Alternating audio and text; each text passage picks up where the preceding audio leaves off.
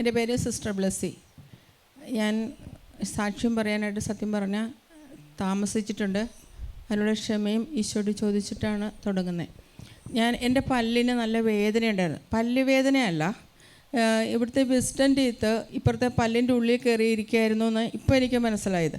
ഇവിടെ ഇങ്ങനെ ഇപ്പുറത്തെ പല്ലിങ്ങനെ വലുതായി വരുന്ന പോലെയാണ് തോന്നുന്നത്. അപ്പോൾ എനിക്ക് സാധാരണ പേസ്റ്റുകൾ ഒന്നും തേക്കാൻ പറ്റുന്നില്ല, പല്ല് ശരിക്ക് തേക്കാൻ പറ്റുന്നില്ല, പുളി മധുരം അങ്ങനെയൊന്നും. അപ്പോൾ ഞാൻ ഡോക്ടറെ കണ്ടപ്പോൾ ഡോക്ടർ പറഞ്ഞു, സിസ്റ്റർ അപ്പർ ടീത്ത് ആയതുകൊണ്ട് ശ്രദ്ധിച്ചിട്ട് ചെയ്താൽ മതി, കാരണം ചിലപ്പോൾ വല്ല പ്രശ്നങ്ങളും വരാം എന്ന്. പക്ഷെ ഞാൻ ആ ഡോക്ടർ അന്ന് പറഞ്ഞപ്പോൾ ഞാനത് കാര്യമായിട്ട് എടുത്തില്ല. പക്ഷെ ഞാൻ ഇവിടെ വന്നപ്പോൾ ഒരു ചേച്ചി ഇങ്ങനെ പല്ലെടുത്തിട്ട് പ്രശ്നം വന്നത് കണ്ടപ്പോൾ എനിക്ക് മനസ്സിലായി അന്ന് ഡോക്ടർ പറഞ്ഞത് ശരി തന്നെയായിരുന്നല്ലോ. അത് കഴിഞ്ഞപ്പോൾ ഞാനിവിടെ നിന്ന് വെഞ്ചരിച്ച ഉപ്പ് കൊണ്ടുപോയിട്ട് അതിങ്ങനെ പൊടിച്ചിട്ട് ഞാൻ തേച്ചു. പ്രിയപ്പെട്ടവരെ, അന്ന് തന്നെ എൻ്റെ പല്ല് ക്ലിയർ ആവുകയാണ്. അന്ന് മനസ്സിലാക്കാൻ സാധിച്ചത് എങ്ങനെയാണെന്ന് വെച്ച് കഴിഞ്ഞാൽ, ഇപ്പുറത്തിരുന്ന പല്ല് ഇപ്പുറത്തേക്ക് വളർന്നു വരുന്നുണ്ട്. അപ്പോൾ എൻ്റെ വലുപ്പത്തിലിരുന്ന പല്ല് നോർമൽ പല്ലായിട്ട് വരുന്നുണ്ട്. അപ്പോൾ അതോടെ എൻ്റെ വേദനകളും മാറി. ഞാൻ നോർമൽ പേസ്റ്റ്, സാധാരണ ഗനകോഴി എന്ന് പറഞ്ഞ ഒരു പേസ്റ്റാണ് ഞാൻ ഉപയോഗിച്ചായിരുന്നത്, കൂണിൻ്റെ പേസ്റ്റ്. കാരണം പല്ലുവേദന വന്നപ്പോൾ ഡോക്ടർ പറഞ്ഞിട്ട് ചെയ്തതാണ്. 2017 തൊട്ട് ആ പേസ്റ്റാണ് തേച്ചിരുന്നത്. ആ പേസ്റ്റ് അങ്ങ് കിട്ടാനില്ല, കാരണം നല്ല വിലയുമുണ്ട്. 150 ഗ്രാമിനൊക്കെ 350 രൂപയ്ക്കാണ്. അപ്പോൾ അത് കിട്ടാനൊന്നും എളുപ്പമൊന്നും വരുന്നില്ല. അപ്പോൾ അത് ഞാൻ പറയാൻ കാരണം, ഞാൻ എന്നിട്ട് സാധാരണ പേസ്റ്റ് കോൾഗേറ്റ് ക്ലോസപ്പൊക്കെ തേച്ച് നോക്കി എനിക്കൊരു കുഴപ്പമില്ലെന്ന് ഉറപ്പ് വന്നപ്പോഴാണ് ഞാൻ പറയാൻ വന്നത്. കാരണം ആദ്യം കുറഞ്ഞ അന്ന് തന്നെ എനിക്ക് ശരിക്കും ഒന്ന് പറയേണ്ടതാണ്.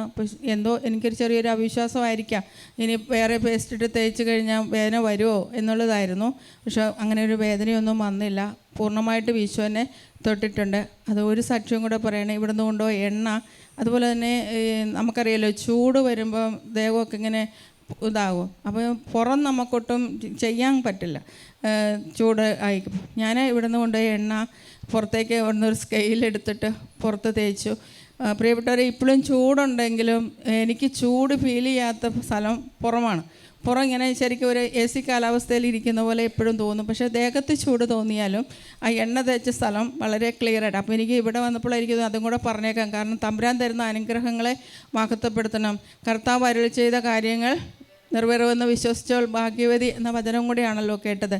അപ്പം നമുക്ക് കണ്ണും പൊട്ടി വിശ്വസിക്കാൻ സാധിച്ചാൽ സാധിക്കുമെന്നുള്ളതിന് ഉറപ്പാണ്. കാരണം ഈ ഉപ്പ് കൊണ്ടുപോയാലോ അല്ലെങ്കിൽ എണ്ണ കൊണ്ടുപോയാലോ സാധിക്കുമെന്ന് എൻ്റെ ഉള്ളിലൊരു വിശ്വാസം ഉണ്ടെങ്കിൽ മാത്രം നടക്കുമെന്ന് 1, 2, 3, 4 സാക്ഷ്യങ്ങളിലൂടെ ഞാൻ വ്യക്തമാക്കി. ഈശോ ഇനിയും എൻ്റെ ജീവിതത്തെയും നിങ്ങളുടെ ജീവിതത്തെയും അനുഗ്രഹിക്കട്ടെ എന്ന് പ്രാർത്ഥിച്ചുകൊണ്ട് നന്ദി.